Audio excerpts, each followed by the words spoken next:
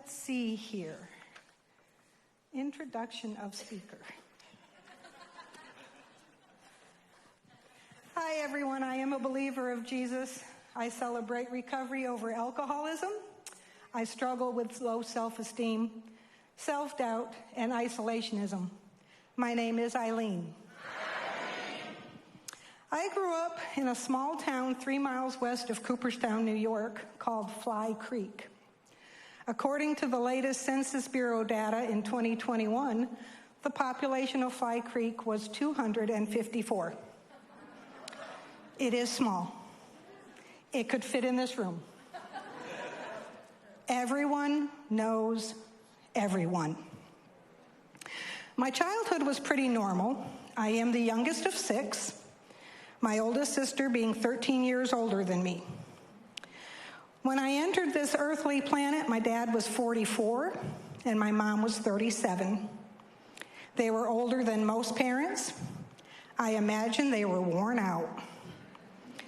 They both worked full-time, and we had a small family farm that had to be maintained. So I don't remember them being very active with me.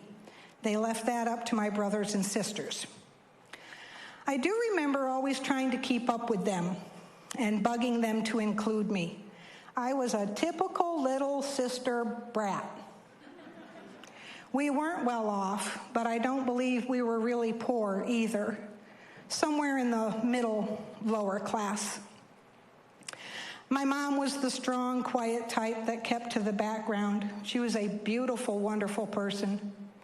I think the first time I heard her say something negative about someone, she was in her 70s. I wish I could be like that. My dad was the outgoing social butterfly. He umpired the youth baseball. He was a volunteer fireman, and he was Santa Claus for both our town and Cooperstown. He has a baseball field named after him.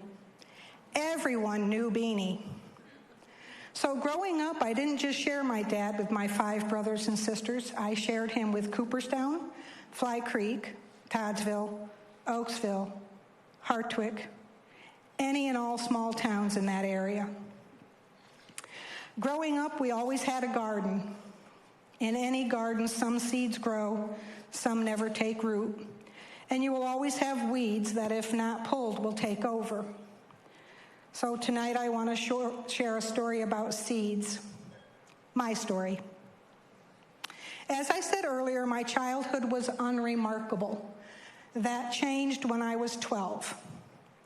One night, a couple of officers came to our house. They were investigating, keep up with me, my oldest sister's father-in-law for inappropriately touching minor girls. I was one of those girls. I never imagined what he was doing was wrong. He told us we were special, but not to tell anyone because they would be jealous. A vivid memory from that visit is that my mom took me into the bathroom to ask me if it was true. The bathroom was practically the only room with privacy in our house. That memory is the only one I have of anyone ever asking me about what happened. I have no idea what the outcome of the investigation was. I have no idea if he was ever punished. That one conversation, and then it was swept under the rug and never spoken of again. I do remember being told that I couldn't go to my sister's without an adult being with me. I was 12. My sister lived an hour away. How would I go see her without anyone being with me? But that told me that it was my fault, that I was the bad person, and I believed it, and a seed was planted. Eileen is not important enough to be protected. But life went on. Fast forward to my junior year of high school. My dream was to become a nurse. I wanted to be like my mom, and even though she didn't have a nursing degree, she took care of patients in a nursing home. I was taking classes at a vocational school so I could continue to become a nurse. But I met a guy. I was 18. He was 26. He became my first boyfriend. He told me he loved me and he was going to marry me. And I believed him. And then I found out he was lying. He couldn't marry me. He was already married. He had been separated, and when she returned, it was, "Goodbye, Eileen." By the time she came back, I had decided not to continue my nursing education. I didn't have to. I didn't have to think about a job. He was going to marry me and take care of me. Another seed. Eileen is not worthy of real love. I was good for one thing, though, a really good time. That led to years of searching, revenge, seeking attention. The only way I knew to get that was to sleep around. I did have standards, though.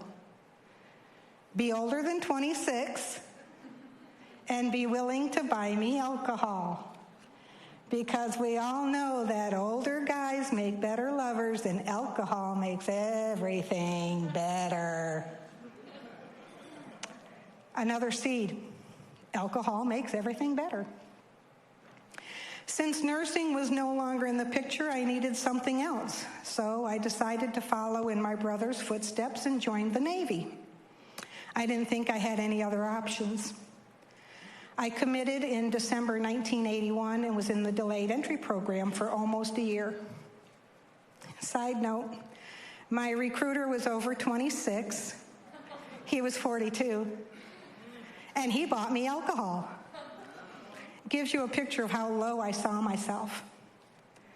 My first duty station was Naval Weapons Evaluation Facility at Kirtland Air Force Base in Albuquerque, New Mexico. So a couple of things to keep in mind. Up until this time, I was very sheltered. I lived with my parents who took care of me. Then boot camp, they took care of me. Then A school, they took care of me. This was the first time I was on my own. I had absolutely no idea what to do. I had never had to take care of myself, and here I was in a strange place with no family.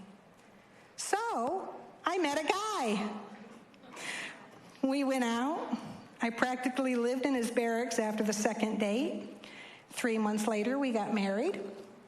6 months later, we had our first son. Here I am at the age of 20.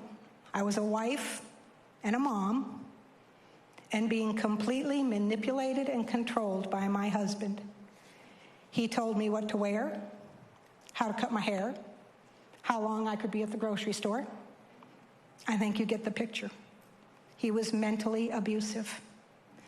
There was a small part of me that felt this wasn't how a relationship should be, but I didn't have any confidence in myself to listen to that small voice. Another seed. I'm not valuable. One of my husband's rules was that I was not allowed to drink. Alcohol made me giggle, and he wasn't going to have that. However, part of my Navy career was in a deployable squadron. I deployed to Diego Garcia for 2 months and to Misawa, Japan twice for 6 months each time. Guess what sailors do on deployment? They party, they drink, and they sleep around. Guess what Eileen did on deployment? I partied, I drank, and I slept around. I finally felt included. I felt liked. I was attractive. I didn't have anyone telling me what I could and could not do. I was free. I was a total lush, only on deployment. I would be the dutiful wife when I returned stateside. When I got out of the Navy after serving 12 and a half years, my husband moved us to Baytown, Texas. I hated it. During our marriage, we had 3 sons, and we were married for 16 and a half years when I finally filed for divorce. I left that marriage broken and lost. I had no idea who I was, but I decided to find out. So I went on the newly divorced and broke diet, lost weight, buzz cut my hair, dyed it red, started wearing tight, revealing clothes, and guess what else I started doing? Partying and drinking and sleeping around. It's amazing.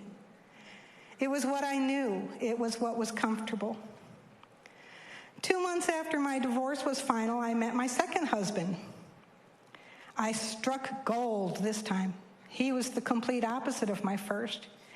He made me feel like a queen. He spoiled me rotten. He bent over backwards to make me happy. 10 months later, he moved in with me. 1 year later, we were married. I did it right this time. Got to know him, knew what our life would be like. Not. I was so wrapped up in the love bubble that I totally ignored the writing on the wall. Your man is an alcoholic and lies to you. I had jumped from the frying pan to the pot of boiling water. But it was going to be okay, because I loved him, he loved me, he would change, and I needed him, because I was not important or worthy or valuable, and he was willing to be with me. Even though during the time he lived with me, we probably broke up 100 times. We're getting married, we're not getting married, we're getting married, we're not getting married. It was a seesaw. Realistically, the reason I married him was because my mom had already bought her ticket, and I felt horrible at the thought of canceling and disappointing her. My husband grew up Catholic. I didn't grow up with any kind of religious background. If anybody mentioned God to me, I would have said, God, who? However, I had gotten baptized about a month before my husband. It doesn't count. I only got baptized because someone kept pestering me to, and I later found out the preacher who baptized me was having an affair. So the baptism doesn't count. Anyway, about 8 months after we got married, his daughter died at the age of 5, and he thought we should start going to church. So we tried several: Methodist, Lutheran, Baptist, non-denomination. Eventually, we found a local Episcopal church we liked and started going regularly. And I jumped in with both feet, determined I was going to figure out how this whole Christian thing worked. But at the same time, he was drinking more, I was drinking more, my son was starting on his path to addiction. It was chaotic and volatile, constant fighting, name-calling, arguments, visits to jail. Him for DUI, me for domestic violence. In January 2011, I slapped my husband to get him to shut up and ended up in jail for 3 hours. I know, 3 whole hours. But those 3 hours were a turning point in my life. When they first put me in the room, cell, whatever it was called, I was scared. There were 5 other women in there just chatting as if nothing was wrong. I climbed up on the top bunk and I started to just beg God to help. I kept saying over and over, please, God, send someone to get me out of here. And while saying that, a feeling of comfort came over me, almost like someone putting a comforter around me and hugging me. I laid down, I took a nap, and 3 hours later, my friend from church showed up and paid my fine. My favorite verse is Jeremiah 29:12-13. And you will call on me and come and pray to me, and I will listen to you. You will seek me and find me when you seek with all your heart. My other favorite verse is Matthew 28:20. I am always with you. When I got home, I was livid. I did not speak one word to my husband for an entire week. He finally gave me an offer I could not refuse. pack of cigarettes, $20 in gas, and he would leave. I jumped on it, threw his stuff in the back of his pickup, bought the cigarettes and gas, and said goodbye, and felt like a total loser. Blamed myself, felt worthless, like the scum of the earth, and I was so lonely. So I decided I would go to Al-Anon, find out how to fix him, bring him home, and live happily ever after. But Al-Anon made me angry. They weren't giving me the answers I wanted. I would leave the meetings wondering, what is wrong with these people? I would vent and complain to my pop every week. Finally, he invited me to his meeting. He said, just try it. So I did. It was a really good way to get out of Al-Anon. I attended my first AA meeting in July 2011. And I left that meeting angry and pissed off. I had sat in that room and listened to people share stories that were my stories. But wait, I didn't have a problem. My husband did. A few days later, I tied on a good one. I got so drunk I blacked out, woke up the next morning and had no idea how I had gotten home. Pastor Lane, you're going to like this one. That scared the pahoo-hoo out of me. How had I come to this? What happened to me? That was the last time alcohol ever passed my lips. But being the stubborn person that I am, I was not going to admit my problem to anyone. So I continued going to AA and continued listening. And on December 10th, 2011, I said 10 small but powerful words that changed my life forever. Hi, I'm Eileen, and I have the disease of alcoholism.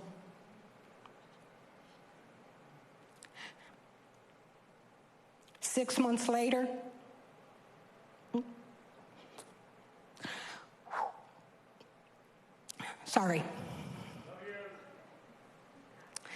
6 months later, on June 22nd, 2012, my husband lost his battle and died from alcoholic hepatitis and cirrhosis.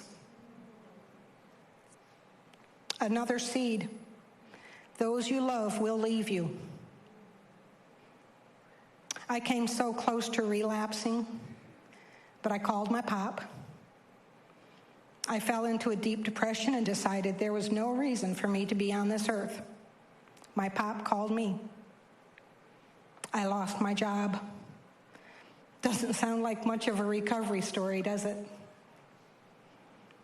But every one of those times, God showed up. I didn't relapse. I didn't leave this earth. And God opened a door for me to go to college, which I did at the age of 50, and got 2 associate's degrees.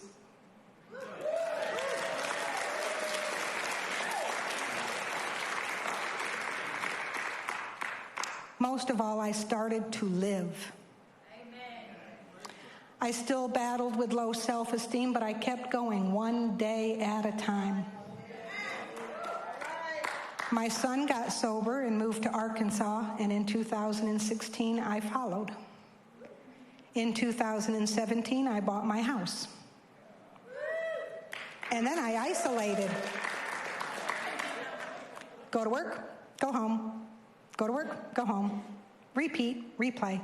But stay sober. Things started to shift in 2018. My first grandson, a miracle baby, was born. I started going to a church in Jacksonville, and in February of 2019, I was baptized. It was real that time.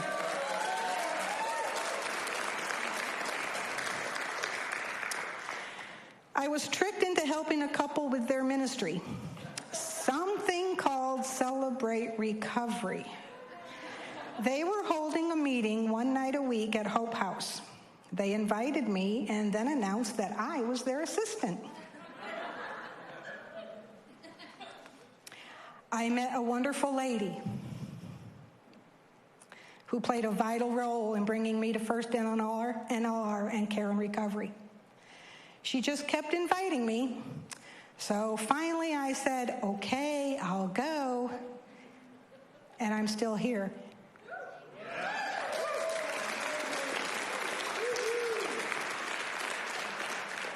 And Miss Donna, thank you from the bottom of my heart.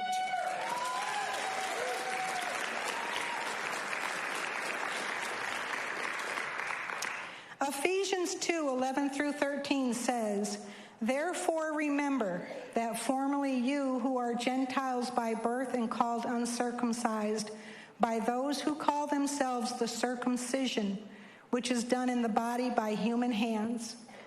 Remember that at that time you were separate from Christ, excluded from citizenship in Israel, and foreigners to the covenants of the promise, without hope and without God in the world. But now in Christ Jesus, you who once were far away have been brought near by the blood of Christ." Matthew 13:1-23, Jesus tells a parable of sowing seeds. And in 13:31-32, the kingdom of heaven is like a mustard seed planted in a field. It is the smallest of all seeds, but it becomes the largest of garden plants. It grows into a tree, and birds come and make nests in its branches. That verse speaks volumes to me. I had so many rotten seeds planted in my life, but like a mustard seed with God's grace and mercy, I'm now up here sharing my story with you.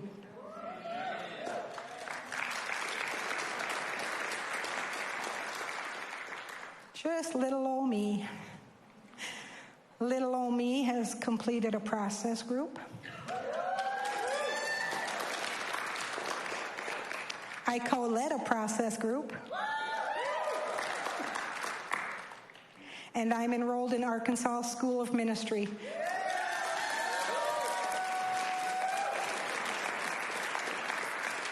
With the hope of becoming ordained and working as a hospice chaplain.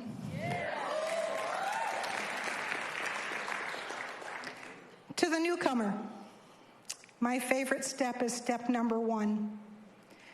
We admitted we were powerless over our addictions and compulsive behaviors, that our lives had become unmanageable. Without step 1, you don't have steps 2 through 12. They just don't exist in your life.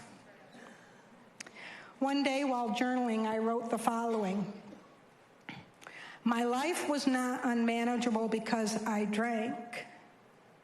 I drank because my life was unmanageable."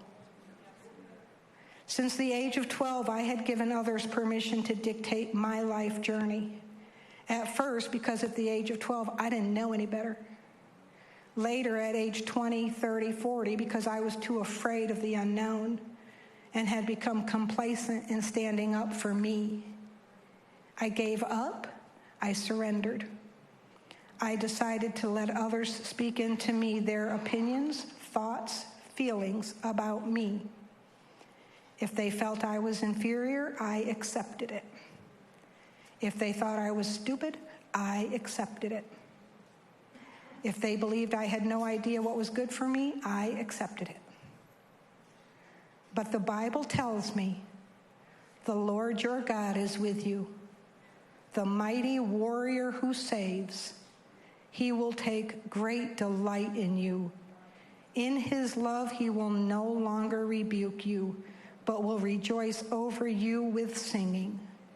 That's in Zephaniah 3:17. In 1 John 3:1, it says, "See what great love the Father has lavished on us, that we should be called children of God." And that is what we are. The reason the world does not know us is that it did not know him. And in Matthew 11:28, "Come to me, all you who are weary and burdened, and I will give you rest. This journey is not easy. Some seeds will grow, some won't. The ones that do grow are strong and solid. If I can give the newcomer any advice, it would be these three things. Show up. Keep coming back. Really want this with your whole heart. And believe. And all things whatsoever you shall ask in prayer, believing you shall receive. That's in Matthew 21:22. I started this by telling you about the seeds that were planted in my life. Most of those were planted by others, and I took them as my truth. But the real truth lies with Jesus and his message. Seed number 1, I'm not important. Luke 19:10 says, "For the sons of man come to seek and save those who are lost." Seed number 2, I am not worthy. But Matthew 10:31 says, "So don't be afraid. You are worth more than many sparrows." Seed number 3, alcohol makes everything better. Ephesians 5:19 says, "And be not drunk with wine, wherein in excess, but be filled with the Spirit." Seed number 4, I am not valuable. Matthew 6:26 says, "Look at the birds of the air. They do not sow or reap or stow away in barns, and yet your heavenly Father feeds them. Are you not much more valuable than they?" Seed number 5, those I love will always leave. But Matthew 28:20 says, "I am with you always."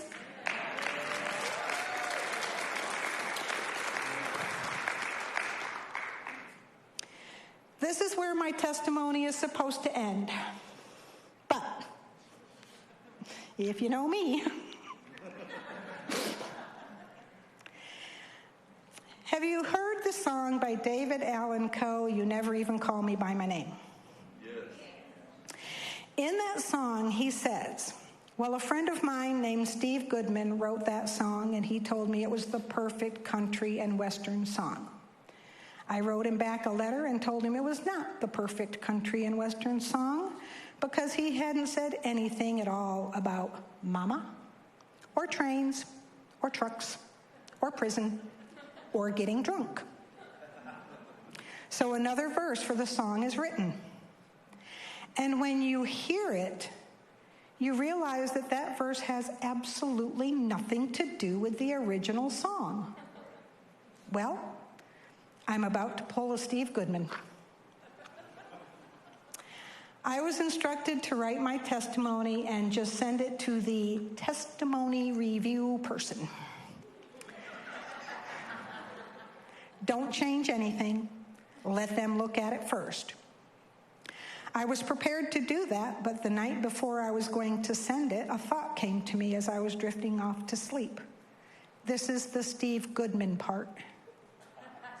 I talked about seeds throughout my testimony.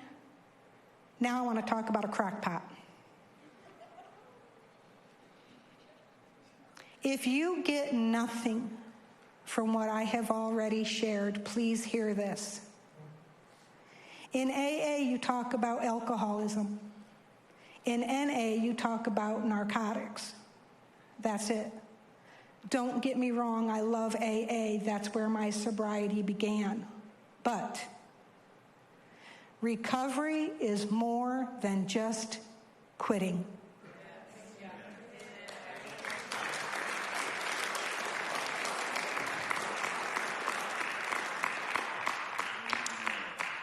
In this room with all of you, feeling God's Spirit ebb and flow among us, I know that He is giving each and every one of us just what we need.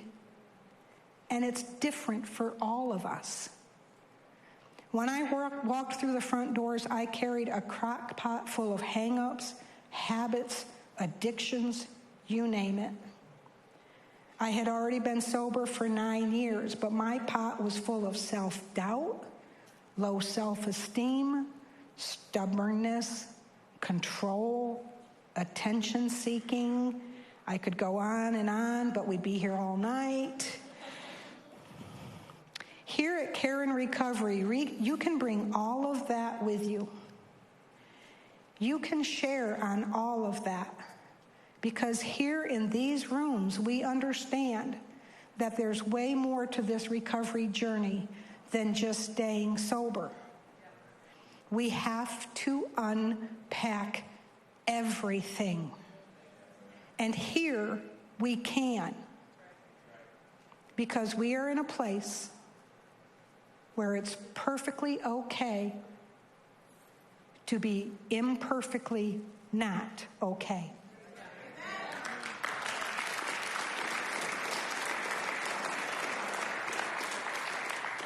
And that's where my testimony ends. Thank you, and God bless you.